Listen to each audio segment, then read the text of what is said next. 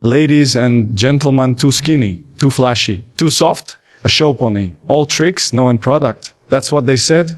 That's how they labeled him. They didn't see a future legend. They saw a one-ape entertainer with nice footwork and zero impact. They mocked his stepovers. They taunted his tears. And they never imagined that this same kid, written off before he even started, would one day bend reality and rewrite the rules of what's possible. But here's the twisting: he did see it. When no one believed, he believed. When no one stayed behind after training, he stayed. When they laughed, he worked. When they doubted, he doubled down. And that's why you need to watch this speech till the last second. Because this isn't just a story about football. It's a story about obsession, about sacrifice, about turning humiliation into fuel and pain into power. It's about how a fragile boy, once dismissed as a show pony, transformed into the most overpowered force the sport has ever seen. Not by chance, not by luck, but by decision. Every sprint, every rep, every drop of sweat was a rebellion against the critics and a message to the world. If you've ever been told you're not enough, not strong enough, not smart enough, not good enough, this speech is for you. Because this journey proves that greatness isn't inherited, it's earned. They called me a show pony. That was the word they loved to use. Said I was all tricks, no purpose. Fancy feet with no finish. I still remember their voices, fans, pundits, even some teammates, the smirks, the rolled eyes, the sarcasm whenever I tried something different. Every step over I made was treated like a joke, like it didn't belong in the real game, like I didn't belong, I was just a kid. Skin and bones, really? You could count the ribs on my body, and people did. They looked at me and saw a kid with some moves, but no muscle. I'd walk into training and feel eyes scanning me, measuring me, weighing where I could survive even one season. Some didn't even bother hiding their thoughts. They'd say to my face, "See, this is men's football. You need more than tricks here, and you know what?" But hurt, not in the way most people think. It didn't make me feel like giving up. It made me angry. It lit something inside me.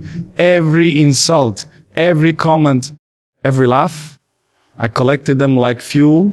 I wasn't just playing football. I was fighting to prove I belonged every single day. I knew what they thought. They thought I was soft, that I'd get bullied off the ball, that the flair was all I had, that once the tackles came in hard, I'd fold. But what they didn't understand is I came from struggle. I didn't grow up with comfort. I knew pain before I knew fame. I wasn't afraid of hard work because it was the only way I knew. So when they laughed, I trained. When they doubted me, I pushed more. I studied the best. I watched every move, every run, every detail. And then I stayed after training alone. Everyone else would be gone in the showers, talking, joking, and I was still there, practicing, running, firing free kicks into empty nets, sprinting until my legs felt like they'd snap, because I knew I wasn't there yet, but I also knew I would get there, no matter what it took. People saw the tricks and thought it was arrogance. They didn't understand. That was how I survived. That flair, that movement, that unpredictability, it was my shield. I had to be faster, smarter, sharper, because I didn't have the size, I didn't have the strength. I had to dance my way past them, because if I stood still, I'd get crushed. You think I wanted to fall on the pitch? You think I liked the hits? I took so many kicks, so many bruises, not just on the body, but on the pride. But I kept going back, not because I was fearless, but because I was obsessed. I was obsessed with getting better, proving them wrong, becoming more than just a highlight reel. And then came the labels. They love labels. Show pony, diver, selfish, not a team player. They couldn't stop talking and I couldn't stop grinding. I didn't talk back. I just let my work speak. I made every session count. I started to train like a machine, not just with my feet, but with my mind. I read the game. I studied the opponents. I lived football every second, every breath. There were moments when I wanted to scream. Moments when it felt like no matter what I did, they'd only see what they wanted to see. I could score, assist, run the game. But if I tried a trick that didn't come off, that's what they talk about. But I kept going. I wasn't going to change who I was to fit their small picture. I was going to make that picture small for me. People don't realize what it's like to carry that pressure, to walk into every match with the eyes of millions waiting to judge you, to know that one misstep, one bad pass, and the old words come back. Flashy, overrated, weak. But I turned it into focus. I used it. I sharpened myself with every doubt thrown my way, because deep down, I always knew who I was going to become. I saw the vision before anyone else. I saw myself not just playing, but dominating, not just being a part of the game, but controlling it. I saw the goals records, the trophies, long before they existed. And every word of doubt just added fire to that vision. They called me skinny. So I built a body they couldn't push around. They called me a Showpony.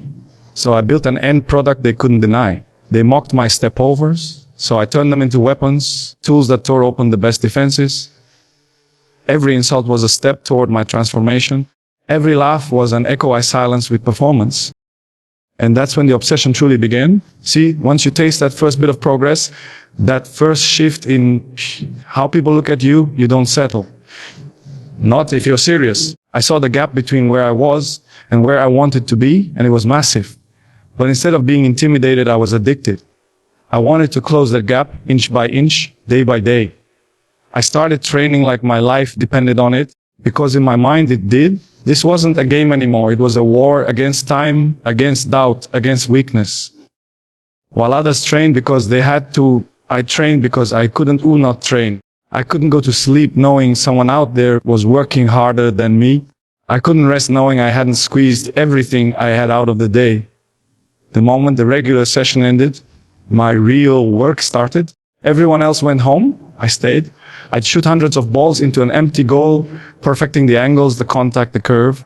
I'd sprint up hills when no one was watching, legs burning, lungs screaming, but my mind only focused on one thing more. I started building disciplines so brutal, even pain respected it.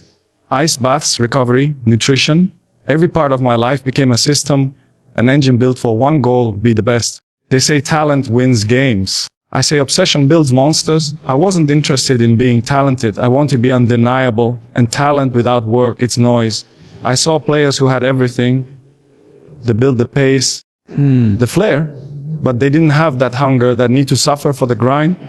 That's where I separated myself. I knew I wasn't the strongest, so I made the gym my second home. I knew I wasn't the fastest, so I trained with parachutes, with resistance, anything to get sharper. I didn't want to improve. I wanted to eliminate weakness completely. And when I reached a new level, I didn't celebrate.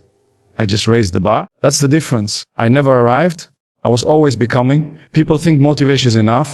Motivation is nothing without obsession. Motivation fades. Obsession doesn't care if you're tired. It doesn't care if it's raining. It doesn't care if you've already won. Obsession wakes you up before the sun and dares you to beat the version of yourself that went to bed last night. I missed parties. I missed holidays. I missed sleep. People called it extreme. I called it necessary. While they chased comfort, I chased greatness. You don't get to choose both. You either make sacrifices or you stay average.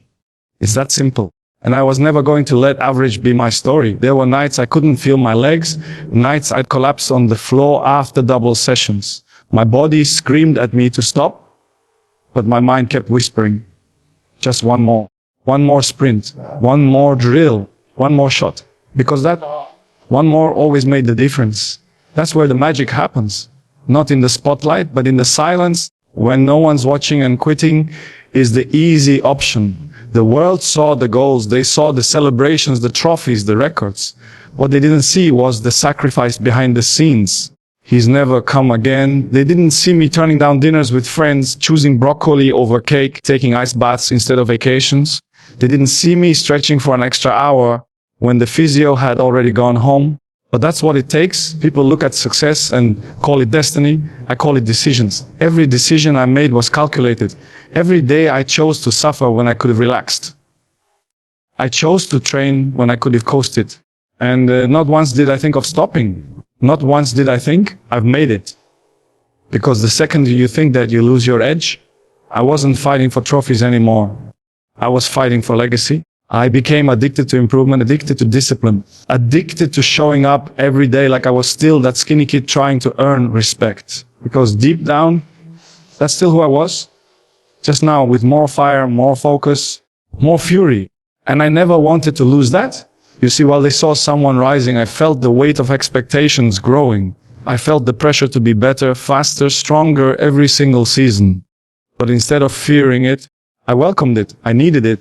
That pressure became my oxygen. That pressure sharpened me. It made me dangerous. Because when you're not afraid of hard work, when you crave it, there's nothing they can do to stop you. And I knew one thing, no matter how many doubted me in the beginning, they'd have no choice but to respect the work, because the work never lies. And that's when I understood, if I wanted to become unstoppable, it wasn't just about training harder. It was about transforming everything. The body, the mind, the soul. I couldn't just be fit. I had to be built like a machine. I couldn't just be focused. I had to be obsessed with winning the battle inside my own head before I ever stepped on the pitch. I started breaking myself down piece by piece. I looked in the mirror and saw all the flaws, all the vulnerabilities. And instead of hiding from them, I went after them. My legs weren't strong enough. Double the gym. My endurance faded late in games. Extra running, high altitude training, sprints until my lungs caught fire.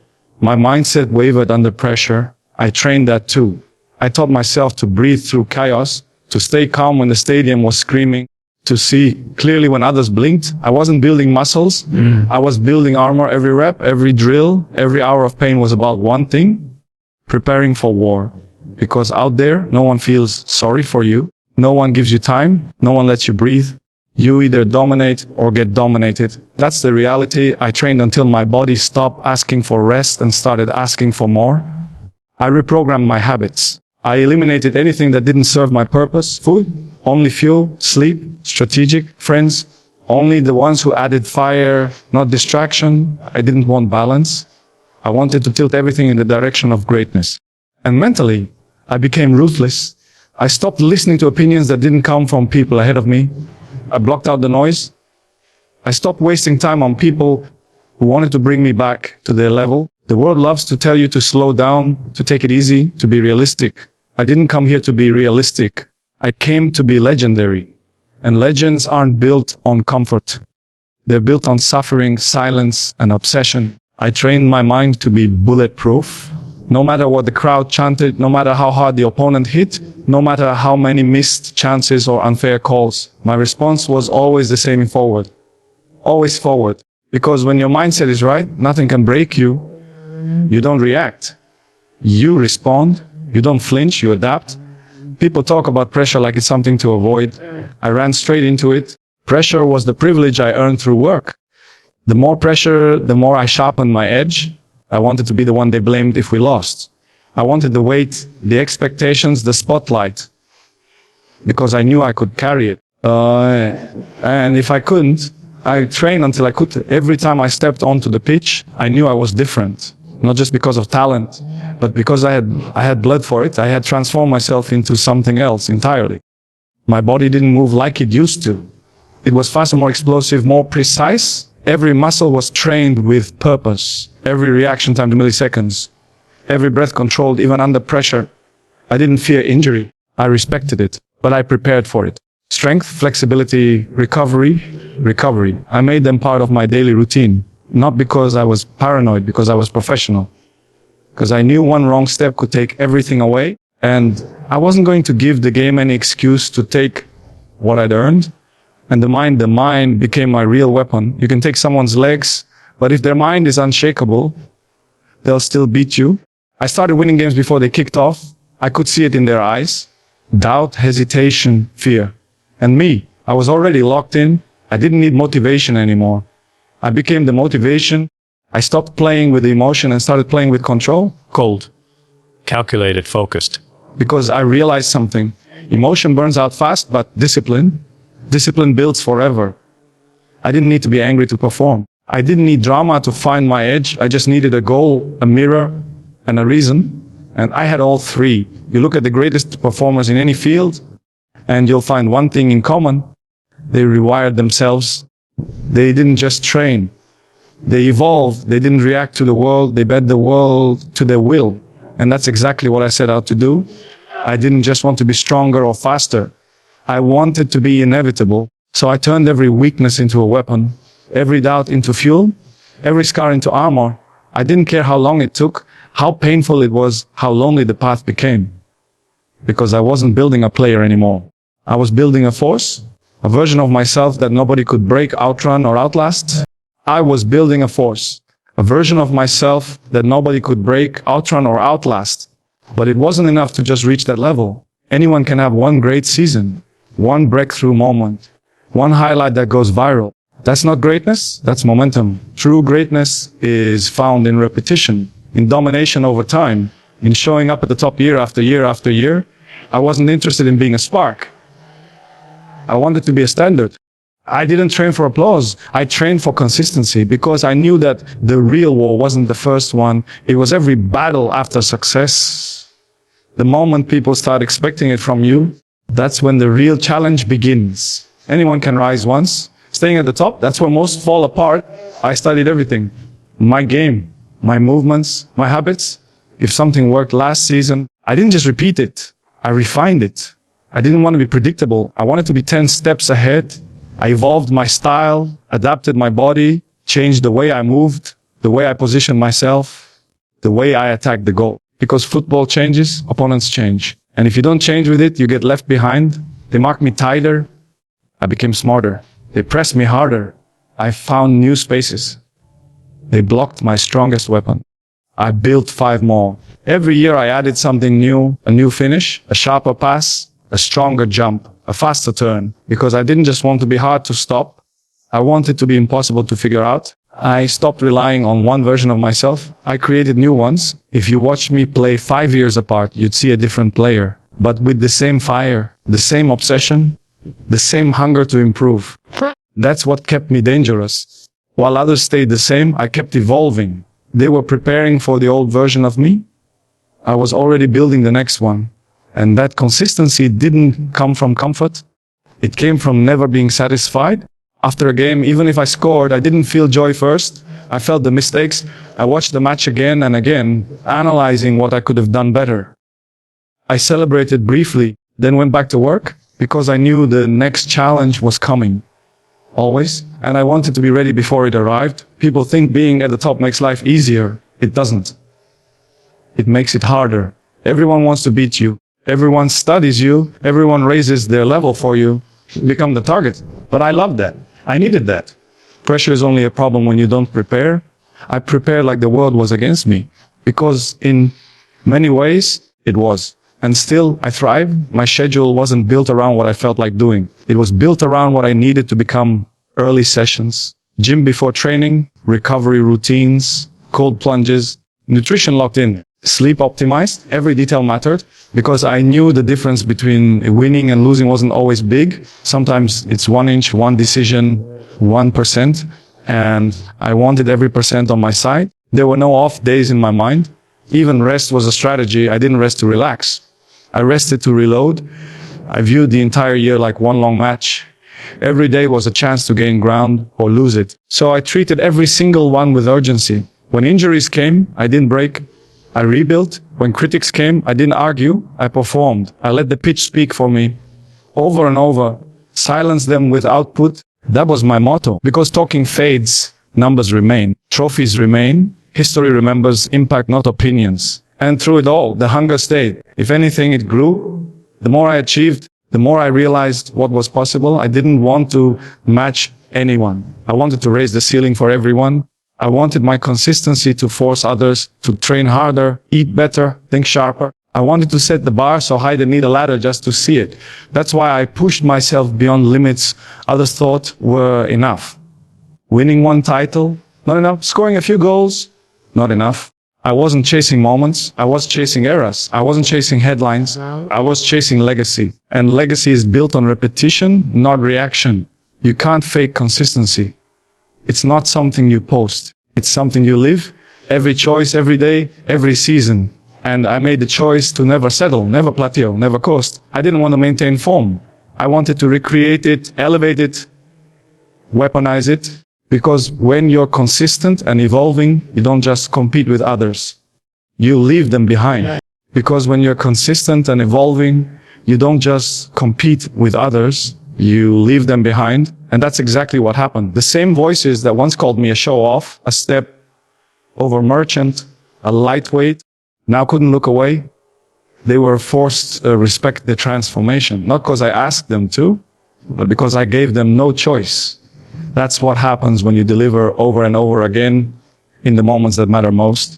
When the lights are the brightest and the pressure is suffocating, and you still show up and dominate, they stop doubting and they start fearing. I didn't change for them. I changed because I knew what I was capable of. I believed in a version of myself that hadn't even been born yet. And I built that version with blood, sacrifice, and obsession. I made the pitch my proving ground. And every time I stepped onto it, I reminded them, I'm not the same kid you mocked. I'm not the skinny boy with tricks and no end product. I'm a weapon now. And I don't miss. It's funny. The same people who laughed at me in the beginning started asking for my jersey. The same people who said I'd never last started counting my goals. They tried to put a ceiling on me, and I turned that ceiling into my floor. They measured me by what I was, and I measured myself by what I could become. That's why I kept rising while they stayed watching. And when I looked across the field, I could feel it, the fear. Not just respect, fear. You know that moment when the opponent doesn't meet your eyes during the anthem? That's fear. When the defender gives you one step too much space because he doesn't want to get embarrassed. That's fear. I didn't need to talk. My presence spoke for itself. That's what power looks like when it's earned. Every touch, every sprint, every finish. It wasn't luck. It was the result of thousands of hours no one saw. You can't fake impact. You can't fake presence. You either have it because you suffered for it or you don't. And I suffered for it. I didn't just play the game. I owned moments inside the game. I dictated the tempo, bent matches to my will, broke teams with one movement.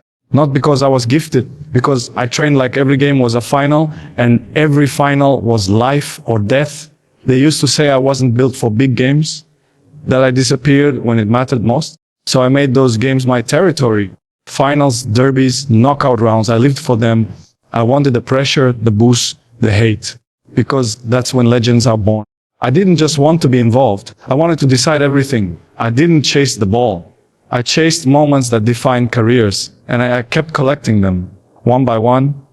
Goals when the team needed it most. Haters that looked impossible. Sprints in the 90th minute like it was the first. I made the impossible look normal. Not because it was easy, but because I prepared harder than anyone else. The spotlight doesn't scare you when you train in the dark.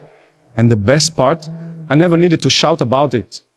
The game spoke for me. The numbers screamed it.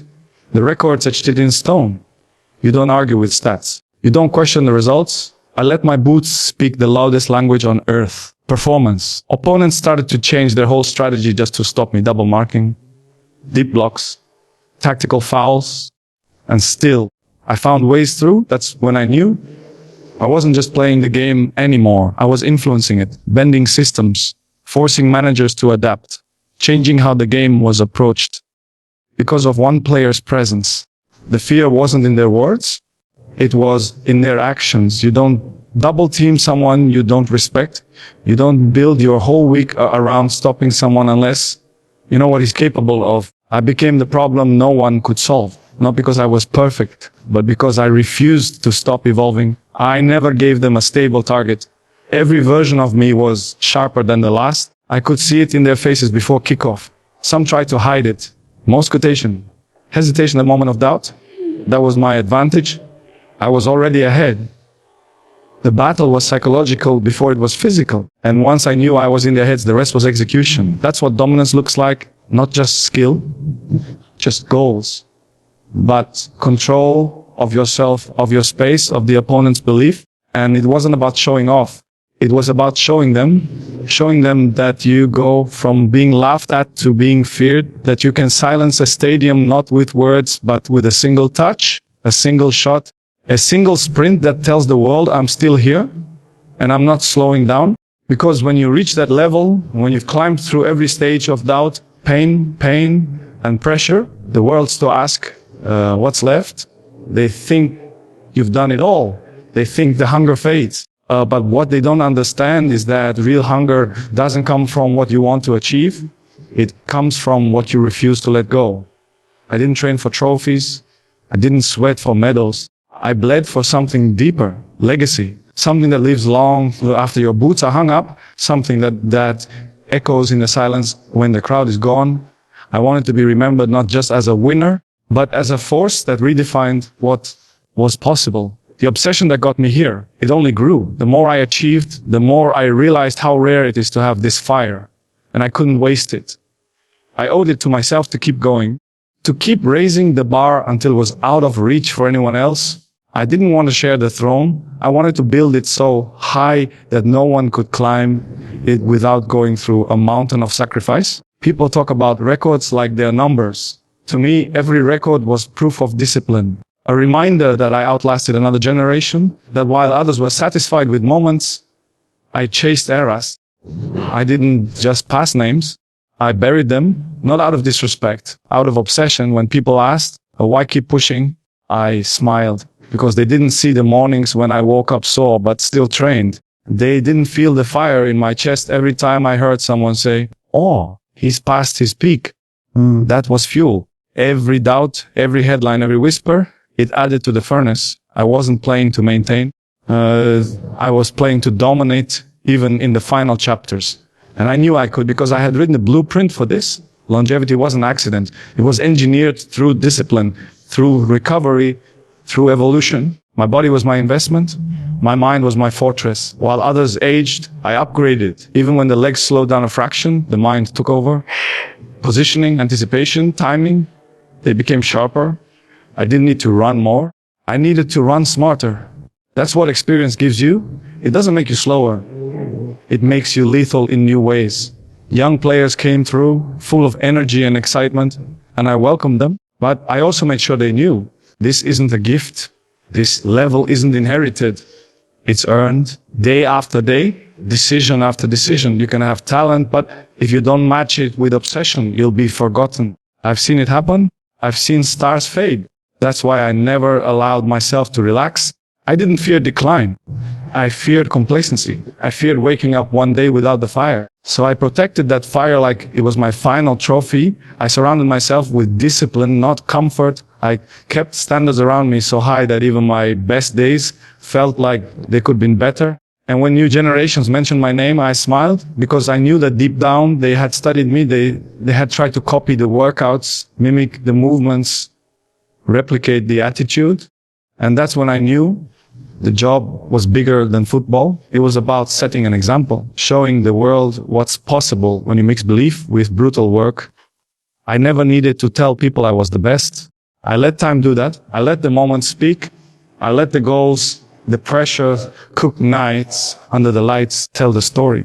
And as long as I could still influence games, still lead from the front, still be the difference, I wasn't going anywhere. Because I didn't come this far to watch from the sidelines. I didn't sacrifice my youth, my blood, my sweat to become a passenger in the game I helped shape. I came to keep rewriting the rules, to show that longevity is the new greatness. That it's not enough to shine once, you've got to burn forever. I never envied talent, I respected commitment, I never feared younger legs. I feared losing my purpose. But the truth is, that purpose only grew stronger. It became clearer with every step. I was chasing something you can't touch. Legacy etched into the fabric of the sport. A name that means something, a standard that defines an era. And even now, after all these years, after all the nights with medals around my neck and cameras in my face, I still look in the mirror and see the same thing, a man who's still not finished. Because if I've learned one thing on this journey, it's this. Greatness doesn't retire. Greatness never clocks out. Greatness wakes up, trains, and keeps going.